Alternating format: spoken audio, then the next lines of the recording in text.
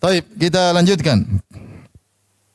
Yang ketiga, kiat yang ketiga agar hati menjadi bersih, jangan terlalu tahu banyak urusan orang dan jangan suka mendengar kejelekan orang. Ini yang paling berat ya. Jangan terlalu banyak tahu urusan orang dan jangan sering mendengar keburukan-keburukan orang. Jangan kepo ya, jangan kepo. Dalam suatu hadis ini diriwayatkan oleh Imam Ahmad, namun dipersihkan oleh para ulama tentang sanadnya. Ya, sebagian ulama mendhaifkan, tetapi Ahmad Syakir menghasankan. Namun maknanya benar. Oleh karena Syekh Utsaimin rahimahullah tatkala membawakan hadis ini mengatakan maknanya benar. Apa isi hadis ini? Dari Abdullah bin Mas'ud radhiyallahu anhu qala, dari Ibnu Mas'ud radhiyallahu anhu dia bersabda, qala Rasulullah sallallahu alaihi wasallam. Rasulullah sallallahu bersabda, "La yuballighuni ahadun min ashabi an ahadin syai'an. Fa inni uhibbu an akhruja ilaikum wa ana salimus sadar." Kata Nabi SAW, jangan seorang pun dari sahabat-sahabatku menyampaikan kepadaku tentang seorang pun. Apapun jangan disampaikan kepadaku. Artinya datang seorang, Ummu tahu enggak ini? Fulana. Ummu tahu enggak ini? Ummu tahu enggak ini? Ini ibu seperti gitu kan. Kurang kerjaan, makanya pembicaraannya membicarakan orang lain. Ya. Kata Nabi, jangan seorang pun dari sahabatku datang kepadaku melaporkan tentang orang lain. Kenapa kata Nabi? Fa inni uhibbu an akhruja ilaikum wa ana salimus sadar. Aku ingin keluar melihat kalian dalam kondisi hatiku bersih. Beda kalau saya tahu si fulana gini, ini brengsek, ini begini. Ya, ini tukang ghibah, ini tukang namimah, ini kalau ke salon sampai 100 juta. Saya tahu semuanya. Begitu saya ketemu, saya punya pemetaan langsung, wah ini gini.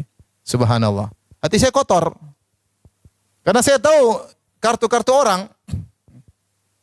Oh ini gini, ini sama suaminya begini, ini sama anaknya begini, ini sama ini ngontrak rumah enggak pernah bayar. Ini saya tahu repot. Ya. Akhirnya saya tahu banyak urusan orang, hati saya jadi kotor. Makanya kalau ada orang mau cerita, saya ini masalah jadi ustadz seperti. Jadi banyak orang kasih masalah sama saya. Sebenarnya saya tidak mau dengar, tapi bagaimana lagi? Ya. Kalau bisa saya tidak dengar, saya lebih senang. Tetapi terkadang ada masalah yang harus saya hadapi. Orang datang cerita masalahnya, ya sudah. Jadi saya tahu ternyata begini orang. Ternyata begini. Kelihatannya ternyata begini. Saya tahu banyak akhirnya. Padahal saya tidak ingin. Ya, saya tidak berlezat-lezat dengan mendengar keburukan orang. Tapi saya harus qadarullah, itu sudah apa tugasnya apa? Ustaz. Tapi anti siapa? Anti memang ustaz. Hafal ad-duha saja belum hafal. Ngapain dengar cerita-cerita orang? Ngapain dengar keburukan-keburukan orang lain?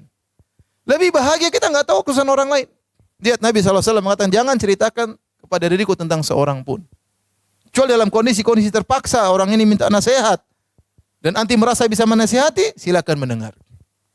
Ya, dia ingin curhat, kalau dia enggak curhat dia tambah stres, ya kita berarti ikut menanggung kesusahan orang lain. Enggak apa-apa, dengerin. Ya, tapi jangan jadikan kebiasaan. Jangan jadikan apa? Kebiasaan. Karena itu mengganggu kebahagiaan anti. Itu menjadikan hati anti menjadi kotor, ya. Jadi kotor. Oleh karena seorang berusaha ya tidak mendengar tentang keburukan-keburukan orang lain. Ibnu Rajab Al-Hambali rahimahullah berkata, afdalul a'mal, amalan yang terbaik, salamatus sadri min anwa'i syahna'i kulliha. Sebaik-baik amalan adalah bersihnya hati dari segala ya permusuhan seluruhnya ya. Jadi kalau hati bersih, tidak tahu keburukan orang, tidak tahu permasalahan orang, itu lebih baik sebisa mungkin. Ya, kecuali memang kalau anti diceritakan, nanti bisa kasih solusi, bisa mengurangi beban orang, maka enggak apa kita berbuat baik sama orang. Tapi kalau enggak perlu, enggak usah. Banyak yang mau kita urus. Kita mau ngurus suami kita mau ngurus anak-anak kita mau ngurus ibu kita, ya. Mengurus diri kita sendiri perlu diurus. Ya, sudah ngaji lama, ilmu enggak bertambah-tambah, sudah lama ngaji, hafalan tidak bertambah-tambah, ya. Sudah lama ngaji, tidak berubah-ubah, masih saja begini, masih saja begitu, ya. Dan seterusnya. Masing-masing kita tahu, ya. Masing-masing kita tahu tentang diri kita. Maka di antara hal yang membantu seorang, kiat yang ketiga, agar seorang ya tidak atau bersih hatinya, jangan suka mendengar urusan orang lain, apalagi mendengar keburukan orang lain. Kalau ada orang datang sama kita, ukhti, ada fulan, sudah jangan, saya enggak mau dengar. Ya, kamu kalau ada perlu nasihati dia aja langsung, saya enggak mau dengar. Enggak usah lah, hati saya juga banyak dosa, hati saya juga kotor, ya, saya tidak ingin dengar tambah kotoran dalam hati saya. Kalau ada orang yang seperti itu, Bergaul sama kita, putuskan persahabatan. Masih banyak yang siap jadi sahabat bagi kita. Nggak usah malu-malu. Kalau kita malu-malu, pekewuh kita yang sendiri terjerumus dalam dosa, kita yang sengsara, kita menyakiti hati kita. Ada kita punya kawan ternyata suka nyeritain keburukan orang lain. Mohon maaf. Udah. Cari alasan. Ya. Afwan, ana sibuk. Mau sibuk kemana kek, bukan urusan nanti. Pokoknya putus, jangan bergaul dengan dia. Karena kita tidak ingin ya hati kita kotor dengan cerita tentang keburukan orang lain. Makanya di antara doa yang diajarkan dalam Al-Qur'an ya, kata Allah Subhanahu wa taala, "Walladzina ja'u min ba'dihim yaquluna rabbana ighfir lana wa li ikhwanina alladzina sabaquna bil iman wa la taj'al fi qulubina ghillan lil ladzina amanu." Ya Allah, ampunilah kami dan ampunilah orang-orang yang sebelum kami, yang telah beriman sebelum kami. Wa la taj'al fi qulubina ghillan lil ladzina amanu. Ya Allah, janganlah kau jadikan dalam hati kami ghil. Ghil itu kedongkolan, jengkelan sama orang lain kepada orang beriman yang lain. Kita ingin kita ketemu orang, kita senyum, bisa senyum sama dia, kita tidak tahu keburukannya, ya lebih enak. Daripada kalau kita tahu, ketemu sudah tahu orang ini begini, enggak enak. Terkadang informasi yang masuk sama kita juga ternyata salah. Salah atau benar kita berusaha tidak mendengar. Maka saya ingatkan ibu-ibu yang dirahmati Allah Subhanahu wa taala, waktu kita terbatas, umur kita terbatas, jangan terlalu ikut medsos untuk mendengar keburukan banyak orang. Ya. Jangan terlalu ikut medsos. Anti punya dunia sendiri. Ketemu ke teman-teman, kumpul ketemu makan-makan misalnya, atau pengajian kayak atau jalan-jalan. Itu lebih baik daripada mendengar berita sana, berita sini, berita sana, berita sini yang menguras tenaga, menghabiskan energi dan mengotori hati kita semua. Baik, yang keempat, agar hati menjadi bersih, berusaha tentram dan bahagia tatkala sendirian. Berusaha tentram dan bahagia tatkala sendirian. Latih diri kita untuk merasa nyaman tatkala sendirian. Saya tidak pungkiri bahwasanya kita merasa nyaman tatkala bertemu dengan kawan. Ya, bertemu dengan ibu-ibu yang lain, saya sendiri bertemu dengan kawan-kawan saya, ada kerinduan bertemu dengan mereka. Tetapi jangan sampai kenyamanan kita tatkala baru bersama mereka. Ya, terkadang kita perlu nyaman dengan kesendirian dan ini penting. Ini untuk membersihkan hati kita. Saya sebagai suami, saya nyaman kalau bisa sama istri saya, bisa ketemu anak-anak. Tapi saya harus punya waktu, saya merasa nyaman, saya tidak bersama mereka. Saya sendirian, entah dengan baca buku, entah dengan sholat, entah dengan apa. Ya, nanti ada ketemu nyaman lagi, ketemu dengan mereka. Tapi saya harus melatih diri saya untuk merasa nyaman tatkala saya bersendirian. Karena saya tahu waktu yang akan saya sendirian lebih banyak daripada waktu bersama mereka. Saya bersama istri saya, sama anak saya mungkin puluhan tahun di dunia. Setelah itu saya masuk alam barzakh, saya akan sendirian. Saya akan sendirian. Istri saya pun demikian. Dia akan masuk dalam alam barzakh, dia sendirian. Anak-anak saya pun demikian. Anti semuanya pun demikian.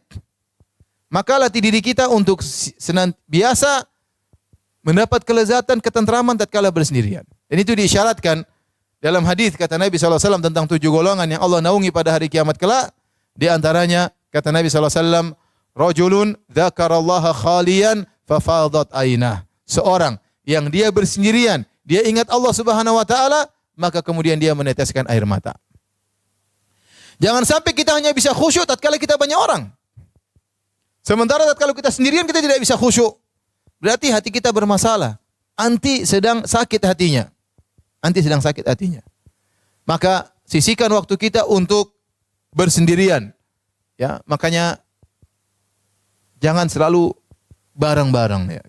Ada waktunya kita bertemu dengan kawan-kawan dan lebih banyak waktunya kita bersendirian, merenungkan diri kita, merenungkan kesalahan-kesalahan kita, buka Al-Qur'an kita baca ya. Salat malam, salat duha ya. Tapi enggak usah di-share semuanya ya. Antara anti dengan Allah Subhanahu wa taala ya. Tidak semua perkara kita share ya, terutama ibadah kita. Uktum min hasanatik kama taktum min sayyiatik. Sembunyikanlah kebaikan-kebaikanmu sebagaimana anti menyembunyikan borok-borokmu, menyembunyikan aib-aibmu. Tapi ini perkara yang harus dilatih. Makanya dalam Islam ada syariat i'tikaf. Untuk apa? Untuk berlatih menyendiri. Ada syariat salat malam. Untuk apa? Melatih kita bersendirian. Ya. Makanya dalam hadis kata Nabi SAW tentang amalan yang saleh, kata Nabi SAW, rajulani tahabba fillah ijtama alaihi wa tafarraqa alaihi. Di antara orang-orang yang dinaungi oleh Allah pada hari kiamat kelak, 2 orang yang saling mencintai karena Allah. Mereka bertemu karena Allah dan mereka berpisah karena Allah. Bertemu karena Allah, misalnya ketemu pengajian, berarti bertemu karena Allah.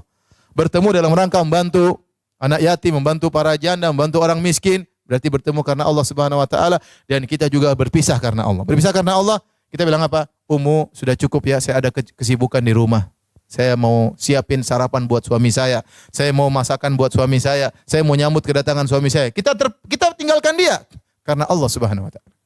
Ummu, sudah cukup ya WhatsApp-nya. Kenapa saya ngurus anak saya belum mandi, mau saya urus dulu. Jangan kita ketiwi terus dia apa? Di WhatsApp sehingga anak tidak diurus, suami tidak diurus. Jadi ada namanya bertemu karena Allah dan juga jangan lupa berpisah karena apa? Allah. Berpisah karena Allah. Waktunya kita berpisah. Kalau malam-malam ketemu saya ngobrol malam, waktunya kita berpisah. Saya kalau ngobrol sampai jam 11 nanti bagaimana mau bangun malam? Ya. Waktunya kita berpisah karena Allah. Kita bilang, "Ukhti, sudah malam, istirahat ya." "Oh, jangan dulu, kita enggak ada." Kita berpisah karena Allah. Ya, jadi harus dilatih, bukan cuma bertemu karena Allah, berpisah juga karena Allah. Karena kalau tidak demikian, terkadang kita bersahabat dengan syahwat. Pingin lama-lama, pingin ini sehingga banyak kewajiban-kewajiban yang terlalaikan karena kita berteman tidak benar. Jadi maksud saya, ingat, latih diri kita untuk bersendirian, merasakan kenikmatan dalam apa? Kesendirian. Itu harus dilatih. Kalau anti sudah terlatih seperti itu, hidup tuh nyaman ya. Kita sendirian, di mana kita buka Quran, lagi di mana kita berzikir. Tidak perlu ada orang di samping kita untuk bahagia. Ya. Latih baca buku, kayak latih dengar ceramah, kita merasa bahagia meskipun sendirian. Ada waktunya kita bertemu dengan kawan-kawan. Itu sangat membantu membersihkan hati kita. Sambil merenungkan hati kita yang penuh dengan kotoran.